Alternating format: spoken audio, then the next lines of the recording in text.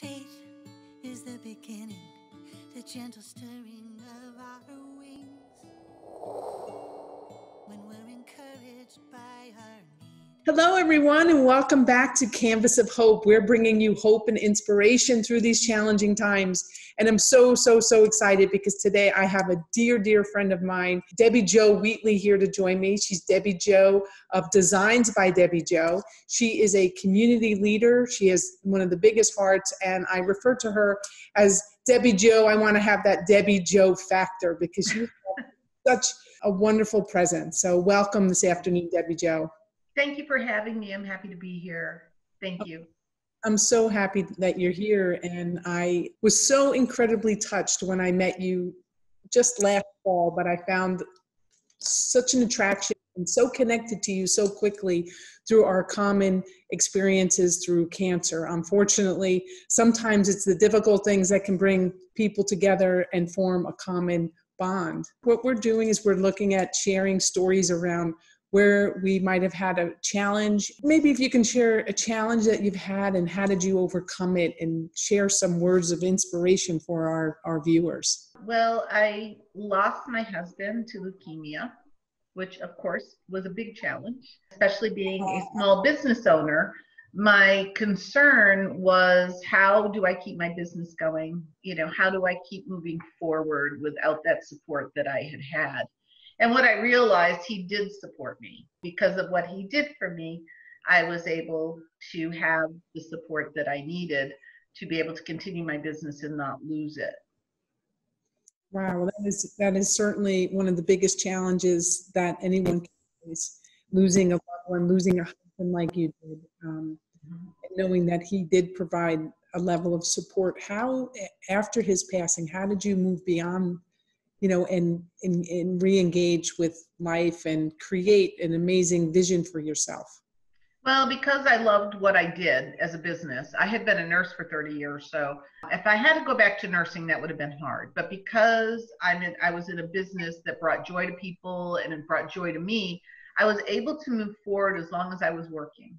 That helped. It took time. I had to move. I sold my large home and moved into a brownstone. And I just started reconnecting with my friends were always there, but then I started meeting different people and just trying to form a little bit more of a different life. I would also used to paint when he was alive, and I got away from that after he passed away for a couple of years. It took me a while to get back to it, but now I'm back painting again, which also makes me happy. So that's kind of how I try to see that no matter what happens to us, there is joy in each day. It is not, the clouds are going to come, but they're going to lift. Sun comes up every single day, whether we like it or not, whether we're in a good mood or not. But you kind of just move forward. Sure, you just move forward. It is definitely is that word impermanence. Things are going to change. And I know personally through these times, it's been a challenge. Some days, you figure you're faced with, isolation, and what are you going to do to, Right. stay engaged and stay connected. And you do such a beautiful job staying connected, engaged. And in fact, 2014, you also ran for the Leukemia Lymphoma Society's Man and Woman of the Year. You were nominated. Right. Maybe you want to just share a little bit about what how that experience was, and what did you do, and how did that work out? Well, it was a crazy experience, of course, as everybody who is now nominees or past nominees found out. I didn't have corporate backing. I actually had a pretty big group of people, friends and friends of friends and family, that supported me in it. I didn't have, the $30,000 and $40,000 grants coming to me, but I was able to raise $83,000 and get a grant in his name. Through the help of many friends. I had a team that I didn't have them raise money for me. I actually had them help me with the things that I don't know how to do, which is mainly technical, most of it. I had a golf tournament that was successful. I had a number of third-party events that people had for me. And, it was 10 weeks of nose to the grindstone kind of thing. And it was very emotional, especially when you come from a place where someone you know and love has died from the disease. or is suffering through the disease. So it makes it was tough, but I kind of pushed through it. And then after the 10 weeks, I basically like, I need a nap. And I think I took a week-long nap afterwards because I just needed a break, but it was a great experience to do it. The fact that I got a grant in my husband's name, the fact that one of my teammates was a nominee the next year and got a grant in his name as well. And CLL is doing so well on the forefront in all the research they've been doing, and not so much a cure, but living with it and being able to hold it in abeyance. It is truly an amazing organization. The Leukemia Lymphoma Society really does a lot. Thank you for sharing your experience. And as you can imagine, all of that and what you did, and at the end of 10 weeks, how you really needed to take a little bit of a breather. Yep. We are now, we put the pause on everything. And as you can imagine, we had a golf tournament planned and a number of other events all planned that had to be canceled and probably not going to happen given the current state. So we are shifting to a mostly all digital and electronic version. Like you, I'm a little technologically challenged. But you hit the nail on the head with all the research and everything that LLS does. And I really haven't spoken much about this through these interviews, but every 3 minutes someone is diagnosed with a blood cancer. Right. And every 9 minutes someone dies. And I think what most people don't realize is that since 2000, 40% of all FDA approved cancer treatments comes out of blood cancer research, which is just an amazing number given the 6 family members that I have that either had cancer or are currently battling cancer or who died. For example, my brother who died of brain cancer, he received a clinical trial from blood cancer research that actually extended his life expectancy, which was originally just 12 months to over 30 months. So my family was able to enjoy him at 2.5 times the amount that he would have ordinarily, because he had 2 clinical trials that are now FDA approved for other.